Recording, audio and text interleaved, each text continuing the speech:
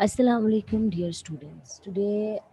Uh, today is the third lecture of Food Chemistry 330, FST 502, and I'm going to teach you about carbohydrates. In food chemistry के कल जब हमने जो है introduction पढ़ा था फूड केमिस्ट्री का, उसके अंदर आपको basic constituents, basic macro nutrients and micro nutrients बताए गए थे. वाटर हमने कवर कर लिया हुआ है, and now we are going to study about carbohydrates. Carbohydrates या कार्ब्स, CARBS, कार्ब्स की टर्म तो सबने सुनी होगी. और अगर लेकिन आज हम इसको अगर केमिकली देखें तो what are carbohydrates. Here is the introduction. The word carbohydrate is derived from their general formula CH2O, यानी हाइड्रोजन और ऑक्सीजन जो है वो इसमें वाटर की रेशियो में 2:1 रेशियो में होते हैं. और ये N जो है ये शो करता है कि नंबर भर सकते हैं. लाइक सी अगर यहाँ पर 6 लिखा जाए, C6H को 2 के साथ मल्टीप्लाई करें, 12O6, C6H12O6, and it will be a formula of glucose or fructose, right? तो ये जनरल फार्मूला, ये वाला जो फार्मूला जिसको जो है वो इम्पीरिकल फार्मूला, या आप ये समझ लें कि समरी है एक कार्बोहाइड्रेट्स की, that makes them seem to be hydrates of carbon. Hydrates, ये कार्बन की हाइड्रेशन से जो मॉलिक्यूल बनता है, that is called as carbohydrates. The term carbohydrate and saccharide are closely related. Saccharides जो है नॉर्मली शुगर्स को बोलते हैं, राइट?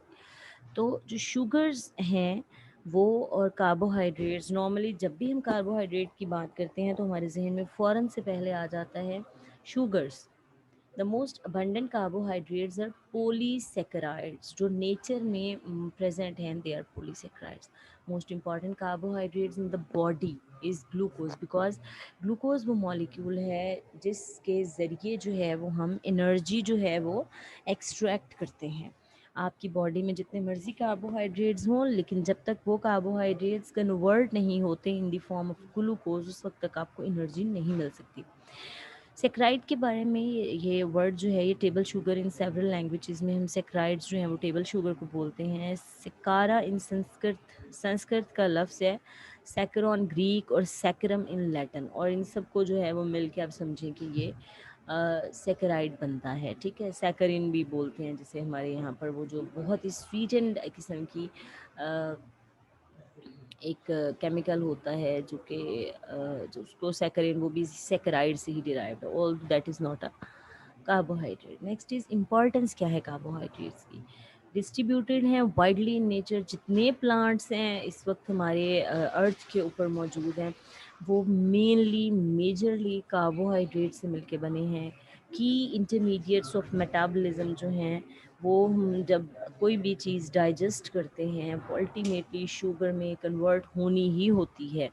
ठीक है, शुगर्स में कन्वर्ट होगी, देन ग्लूकोज में कन्वर्ट होगी. अच्छा, अगर वो कन्वर्ट होती है फैट्स में तो सबसे पहले वो जो है फैट्स जो हैं वो भी पहले ग्लिसरॉल, और ग्लिसरॉल से शुगर्स में, इस तरह शुगर्स ने अगर फैट में कन्वर्ट होना है तो भी वो कोई भी, मतलब फॉर एग्जांपल आपने कार्बोहाइड्रेट ज़्यादा खा लेंगे, आप बॉडी में ज़्यादा चले गए, अब वो इमीडिएटली आपकी बॉडी ने क्विंच नहीं किए, नहीं इस्तेमाल हुए आपके जिस्म के अंदर, तो क्या होगा, वो एडिशनल जो कार्बोहाइड्रेट्स हैं they will convert into sugars, glucose, and then through gluconeogenesis वो कन्वर्ट हो जाते हैं इनटू फैट्स. ठीक है. स्ट्रक्चरल कंपोनेंट्स ऑफ प्लांट्स जो हैं वो cellulose, central to materials of industrial product, जैसे पेपर है, फाइबर है. Key components of food sources, sugar, flour, vegetable fibre, ये सारी चीज़ें मेनली हमारे पास जो है ये फूड सोर्सेज जो हैं वो कार्बोहाइड्रेट्स आते हैं.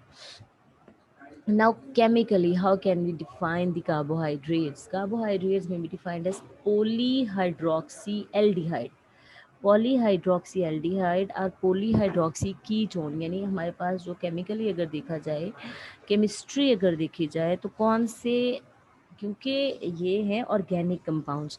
और ऑर्गेनिक कंपाउंड्स का नॉमेनक्लेचर आपने देखा हुआ है, आपने एफएससी में पढ़ा होगा nomenclature of the organic compounds. वहाँ पर दो बड़े इंपॉर्टेंट कंपाउंड्स होते हैं जिनको हम कीटोन्स और एल्डिहाइड बोलते हैं। एल्डिहाइड वो होता है जिसमें कार्बन के एक साइड पे ऑक्सीजन का डबल बॉन्ड और दूसरी साइड पे एक हाइड्रोजन लाजमी लगी होती है, दैट इज़ अ कार्बोहाइड एल्डिहाइड। और जब बात करते हैं हम कीटोन की, व्हाट इज़ द डिफरेंस, इसके दोनों साइड्स के ऊपर जो है वो एक एक जो है वो आइदर मिथाइल और आइदर इथाइल ग्रुप लगा होता है, हाइड्रोजन नहीं लगी होती, ठीक है, ऑक्सीजन के डबल बॉन्ड के दोनों तरफ जो है। This is aldehyde, this is ketone. इन दोनों की अपनी स्पेसिफिक प्रॉपर्टीज़ हैं, अपनी specific physical and chemical properties और different physical and chemical reactions हैं, ठीक है। अच्छा, जस्ट एक जो है वो एक ये जब चेंज होता है इसका फंक्शनल ग्रुप, उसके साथ उसकी सारी की सारी प्रॉपर्टीज़ चेंज हो जाती हैं। किस एंजाइम ने इसके ऊपर एक्ट करके इसको ब्रेक डाउन करना है वो चेंज हो जाती हैं, मॉलिक्यूल ही कम्प्लीटली चेंज हो जाता है। यही तो इसकी केमिस्ट्री है जो हमें स्टडी करनी है। Okay, carbohydrates are generally defined as poly hydroxy aldehyde, यानी ज़्यादा सारे ऐसे एल्डिहाइड्स जिसके साथ ज़्यादा सारे हाइड्रोक्सल जो है वो ग्रुप लगे होते हैं, ठीक है। पॉलीहाइड्रोक्सी एल्डिहाइड या polyhydroxy ketones are compound that yield these derivatives on, या वो वाले कंपाउंड्स जो ये वाले डेरिवेटिव्स दें, ठीक है। ऐसे कंपाउंड जैसे हमारे पास जो है वो, ये कंप्लीट डेफिनेशन यही है, polyhydro or compound that yield these derivatives on hydrolysis. Like हमारे पास है बड़े कंपाउंड्स, स्टार्च वगैरह आ जाता है। जब स्टार्च की हाइड्रोलिसिस की जाती है तो वो जो है ग्लूकोज जो है वो उसके मॉलिक्यूल्स होते हैं, छोटे molecules. This is glycogen. Glycogen एक जो है वो पॉलीसेकेराइड है, ठीक है। यानी पॉलीसेकेराइड मीन बहुत सारे सेकेराइड के मॉलिक्यूल से जो मिलकर बना होता है। जब अल्फ़ा अमाइलेज इसकी हाइड्रोलिसिस करता है ग्लाइकोजन की, तो हमारे पास जो इसकी हाइड्रोलिसिस पे कंपाउंड्स आते हैं वो ग्लूकोज है, इसीलिए ये भी कार्बोहाइड्रेट है, right. The complete definition of carbohydrate is polyhydroxyaldehyde or polyhydroxyketone are compound that yield these derivatives on hydrolysis, right. Functions क्या हैं कार्बोहाइड्रेट्स के? बेसिकली कोई भी चीज़ कितनी इम्पोर्टेंट है ये उसके फंक्शंस को देख के पता चलता है। क्या है ये? Energy, glucose major source of energy in the body. अगर आपकी ब्रेन को एक मिनट के लिए फ्रेश ग्लूकोज की सप्लाई बंद हो जाए, your brain will damage, your brain will stop working, you can get paralyzed। अच्छा, नेक्स्ट है इंटरमीडिएट ऑफ मेटाबॉलिज्म, ठीक है। जितने भी इंटरमीडिएट्स हैं मेटाबॉलिज्म के वो सारे ग्लिसरल्डिहाइड हो गया, ट्रायोसिस हो गई, टेट्रोसिस, वो सारे के सारे कार्बोहाइड्रेट्स होते हैं। स्टोरेज फॉर्म ऑफ एनर्जी, ठीक है, in the form of plants में, जितने भी प्लांट्स हैं उसमें मेन स्टोरेज जो एनर्जी स्टोर होती है वो in the form of carbohydrates ही होती है। स्ट्रक्चरल कंपोनेंट्स जैसे सेलुलोजेस आती हैं, जो दरख्त जो है उनकी छाल जो है वो सारी की सारी, उनका जो स्ट्रक्चर है वो सारे का सारा कार्बोहाइड्रेट से। फाइबर्स, अगेन वही फाइबर्स हैं, वो हमारी बॉडी में भी ज़रूरत है। ये वहाँ पर स्ट्रक्चरल कंपाउंड्स हैं प्लांट्स के अंदर, लेकिन जब हम इनको इंजेस्ट करते हैं, हम खाते हैं, तो ये दे बिकम फाइबर्स। फाइबर जो कि हमारी बॉडी में बहुत सारे फिजियोलॉजिकल फंक्शंस परफॉर्म करता है। कॉन्स्टिट्यूएंट ऑफ न्यूक्लियोटाइड, ठीक है। ये जो न्यूक्लियोटाइड जो होता है, डीएनए, डीएनए के अंदर जो है वो एक पेंटोज ज़रूर लगी होती है। अगर आपने D oxy ribose nucleic ribose, इसमें राइबोज आ गया ना, डीएनए डी ऑक्सी राइबोज, जो राइबोज लगी होती है दैट इज़ अ कार्बोहाइड्रेट। तो इम्पॉर्टेंट कॉन्स्टिट्यूएंट है आपके डीएनए का। अगर ये कार्बोहाइड्रेट्स या ये मोनोसेक्राइड्स मौजूद ना हो तो आपकी बॉडी जो है वो किसी सूरत भी मतलब उसकी बेसिक्स ही नहीं बन सकती। डिटॉक्सिफिकेशन एक मेजर फंक्शन है कार्बोहाइड्रेट्स का आपकी बॉडी में से। ये फाइबर्स जो हैं ये अटैच करके अपने साथ बहुत सारे टॉक्सिक सब्सटेंसेस को पास ऑन होते हैं, राइट।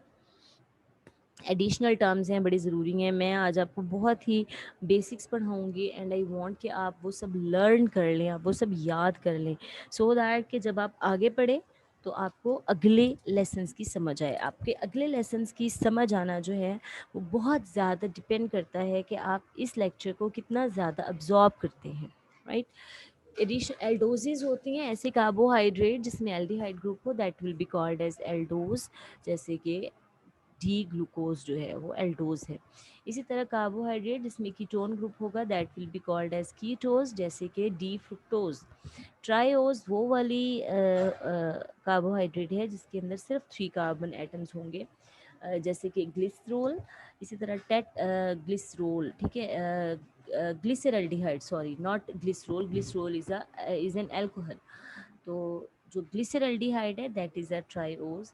टेट्रोज जिसके अंदर 4 कार्बन होंगे। इसी तरह एल्डोपेंटोज एक ऐसी पेंटोज शुगर जिसके अंदर जो 5 कार्बन एटम्स हैं, और लेकिन उसके अंदर जो है वो एल्डिहाइड ग्रुप है, and that will B that is an that is a ribose specifically. और अगर कीटो हेक्सोज की बात करते हैं तो वो जिसके अंदर कीटोन ग्रुप होगा और 6 कार्बन होंगे, राइट।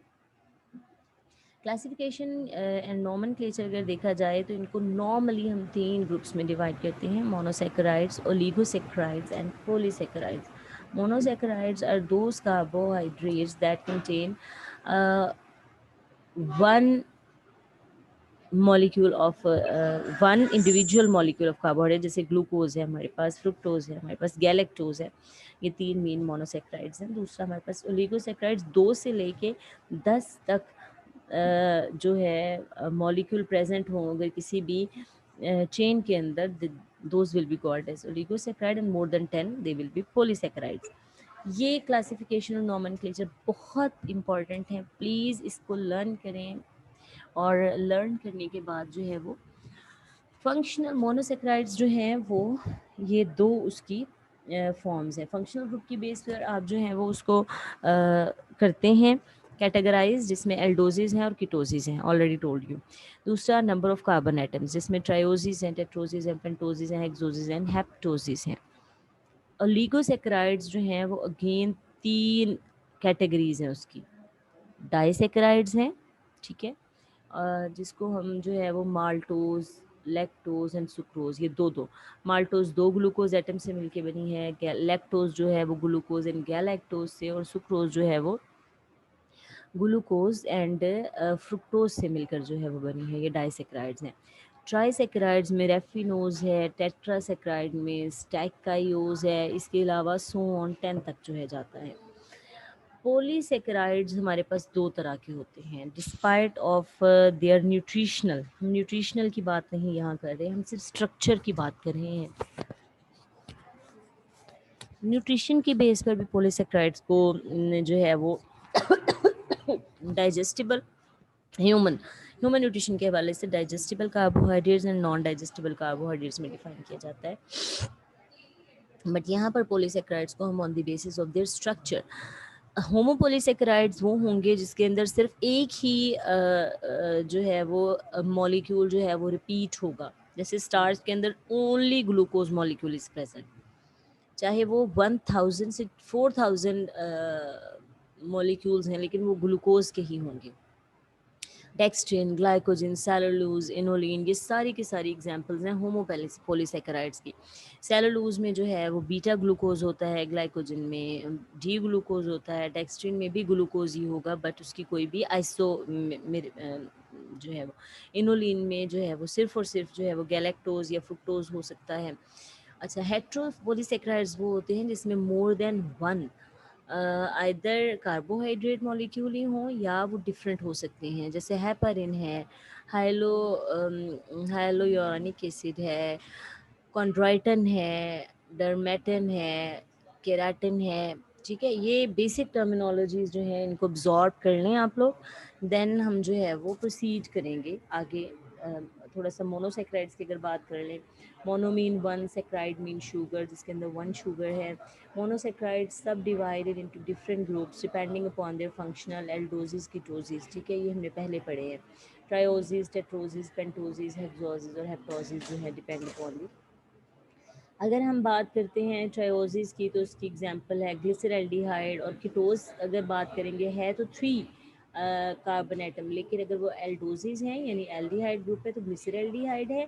और अगर कीटोसिस हैं तो डाई हाइड्रोक्सी एसीटोन है।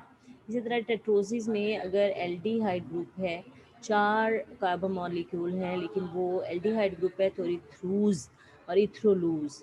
ये प्लीज़ ये जो है ना, रिमेंबर दिस थिंग कि आपने ये चीज़ें याद कर रखनी हैं कि ये राइबोलूज है, ये राइबोज है, ये जाइलोज है। इस तरह ग्लूकोज है और ये कीटोन होगी, अगर होगा फंक्शनल ग्रुप तो दैट विल बी फ्रुक्टोज। इस तरह हेप्टोसिस की बात करें तो ग्लूकोहेप्टोज होगा अगर एल्डिहाइड ग्रुप है, और सीडोहेप्टोलूज होगा अगर कीटोन ग्रुप है। ठीक है, प्लीज़ प्लीज़ प्लीज़ इसको लर्न कर लें इस तरह से कि आपको फिंगर टिप्स पे हों ये terminologies. I think I should finish till the classification of monosaccharides. बहुत डिटेल्स है इसकी, और इसके लिए कम से कम मुझे 2 से 3 वीक्स चाहिए। प्लीज़ इसको याद कर लें सो दैट अगर आपका कोई भी क्वेश्चन है you are more than welcome, and I will come online in the class time and will take your questions. Thank you very much.